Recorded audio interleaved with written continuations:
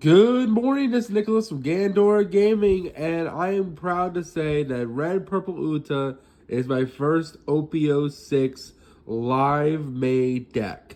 I'm really happy to say that the red new cards are extremely cheap. The only expensive card is literally $2, and pre-release it was only $5. So this deck is extremely easy to get as long as you bought the Shank structure deck from set 1.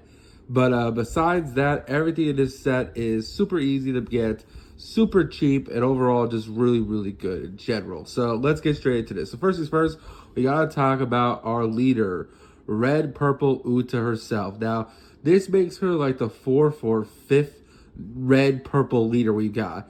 If you don't know, the 3 captain structure deck are all red purple leaders. So we have a Luffy, Law, and of course Kid. Now, Luffy has seen some meta at OPO 5, and Law is actually one of the best decks going into OPO 7 once we get all the new support trickling down. I can't wait to do a deck profile on that deck. The deck gets slowly better each format. I think it's really strong this format itself. And Kid is just a sleeper. He's useless, useless Captain Mid. I still love him to death. I think the deck has huge potential, but everyone keeps sleeping on him. And I think this is another leader people are going to sleep on. This is Uta, and she has probably one of the fastest Dawn gaining abilities in the game, and people are just sleeping on it. Basically, her effect is when attacking, you can trash one film type card from your hand, give up to one of your opponent's characters minus 2,000 power for this turn, then add 1 Dawn for your Dawn deck and rest it. This is a very powerful effect. She is one of the only leaders that can actually gain Dawn like as a resource, which is really, really strong. Most leaders minus Dawn to do something, but she gains it, which is really, really solid. Also, the fact that she just trashes a fill card to lower a character by 2,000 is actually really powerful because red and purple have some really, really good removal based on the attack of the monster, which is really, really good. Purple is more based on level, but there are some purple cards that do remove based on power. And the fact you can just minus 2,000 is just really, really good in general. And a lot of red removal is based around power, which is really, really strong.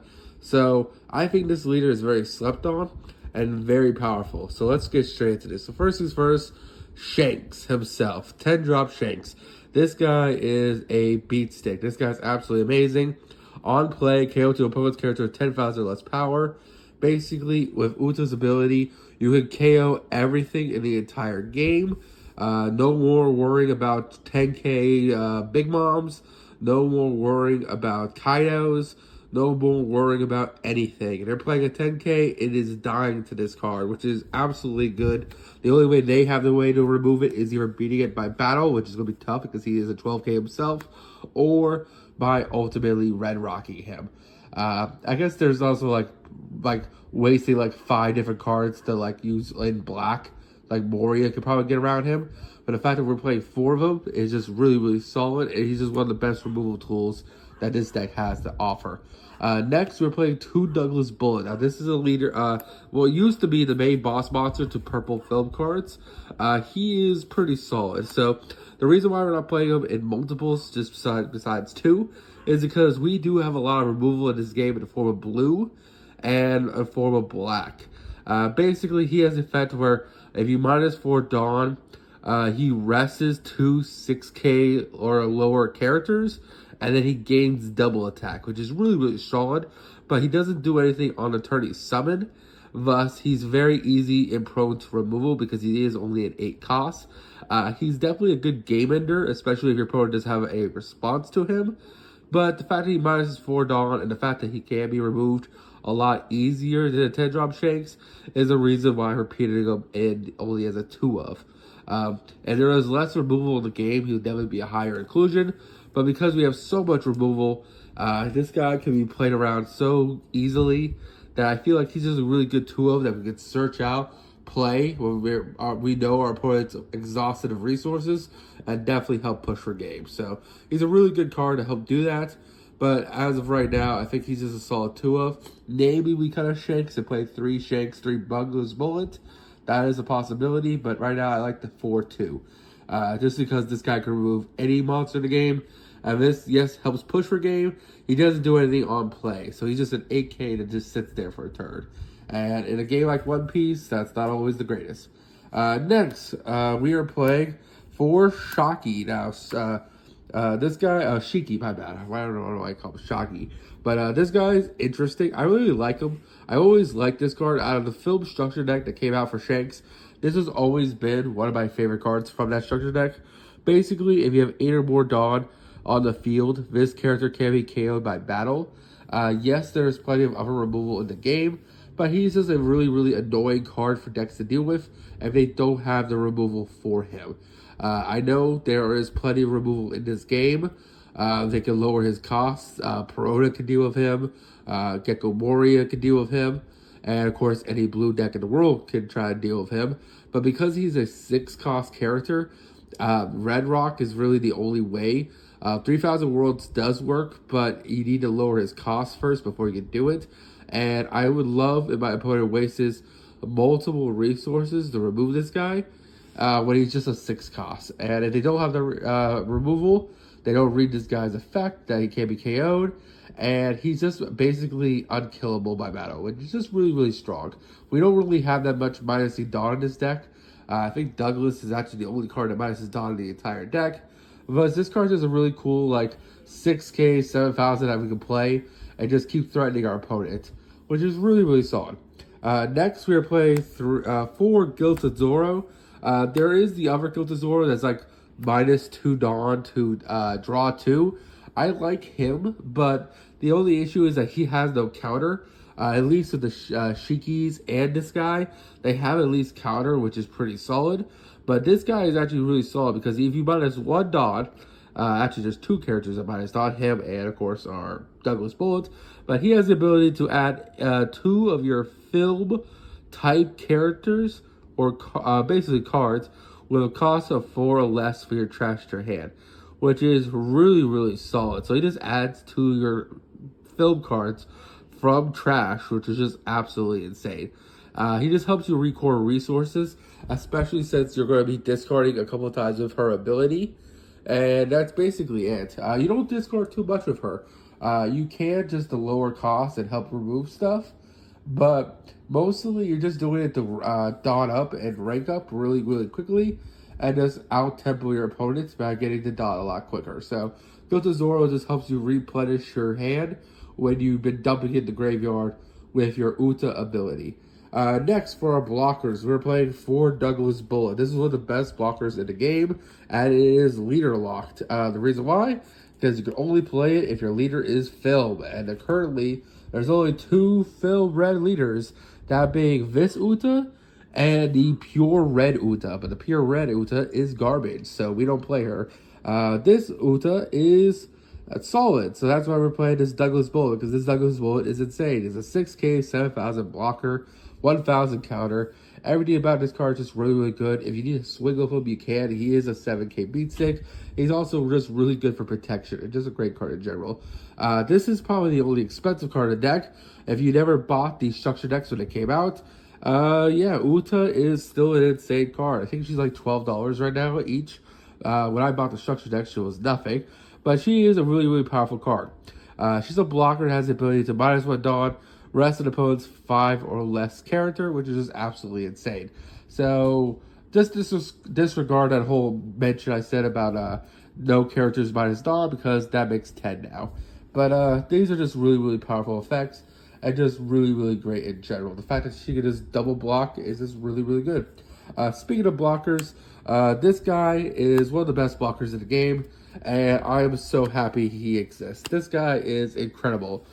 This guy, I don't know how to pronounce his name. I actually don't even know what movie he's from, but there's something so cool about a guy bringing a shovel to a fight that I have to mention this dude.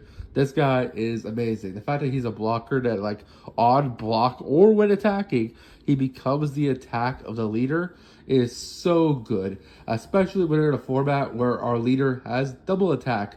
Meaning this card literally shits on the Yamato really, really well.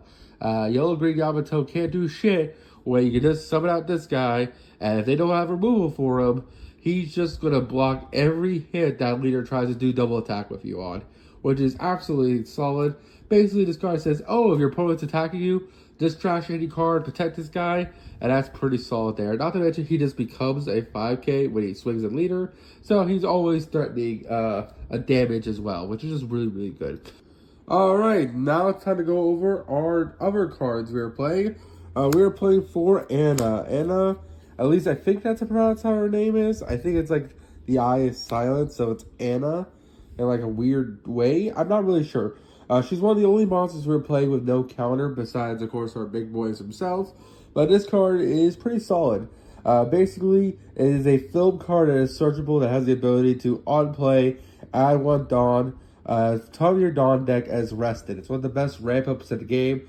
We are not the only deck playing this card. This card is actually pretty solid from the Shank structure deck, and it's just a really, really good card in general. Because it has no counter, it's an easy discard target off our Uta when we get down to like later in the game. Ultimately, it is a 4k 5000. It helps us ramp up really, really quick because on our 4 Dawn turn, we can attack with our Uta, ramp up to 5, play this, ramp up to 6. So when our opponent is literally like just getting to like 5 Dawn, we are literally like, cool, we are at 8 now. So best of luck to you, because we don't need to discard anymore. We're already at 8. By the time you're at 7, we're at 10. And we are just completely summoning out 10 drop, 10 drop, 8 drops. We're just summoning out all the big boys on you, and we're just out ramping you pretty quickly. Next, we're playing for Saga. Saga is really, really good. He does have an on-field effect where basically when you attach a Dawn to him when attacking, he gains an additional 1000 power until the start of the next turn, then trash one of your field-type characters as the end phase. Really, really solid card. You never really summon this guy. Like, he's not bad. You can trash any card from the field, basically, to save him. But really, we're just using him as a 2k that is ultimately searchable. But he does come up to help push for games, so he's just a good card. We're also playing for Shiki, the 2k counter. He does have a trigger to play him by minusing a Dawn, but he is a 2k 3000, so really, we're just playing him as a 2k that is searchable. We're playing 12 2Ks in this deck, which is really, really good. Next, for the best 2K in our deck, we are playing for Benefista. Benefista is our 2K plus our Surger. The simple fact that this guy looks at the top 5 cards of your deck, reveals one field-type character other than himself, and then you just place it in any order is absolutely insane. Not to mention he's a 2K, so worst comes to worst, we can just discard him. Then using our lovely, lovely fella here, we can just add him back, which is just really, really good. We're also playing for Monkey D. Luffy's. He's also really, really good, just for the simple fact that he looks at the top 3 of your deck, reveals one film, and adds it to your hand. And also, he's a trigger to play the effect, which is really, really good. So, ultimately, we have 8 searchers in this deck, which is really, really solid. A lot of decks can only boast they only play 1 searcher, unless they're like Red Green Law or something. So the fact that we have access to 8 searchers and all those searchers have counter, and we have a card that adds them back, is just really, really strong in general. And just one of the reasons why this deck is very underrated. And for our final card, we are playing for Blue Dragon Seal Water Stream. This card is actually really insane for the simple fact that it KOs an opponent's character with 5000 power or less, and if we use our leader's ability, this card for a 3 cost kills 7Ks, which is absolutely insane. So the fact that you can just use 3 Dawn, trash a card, and just KO a 7K attack monster is really, really powerful and just really good in general. So that is it. I hope you all enjoy, and please tell me in the testing what you think about this deck. I think this deck is highly slept on, and there is going to be a build of this deck that's going to win a local. I guarantee it. Anyway, hope you all enjoy. Don't do anything stupid. And I'll see you all in the next one. Bye-bye.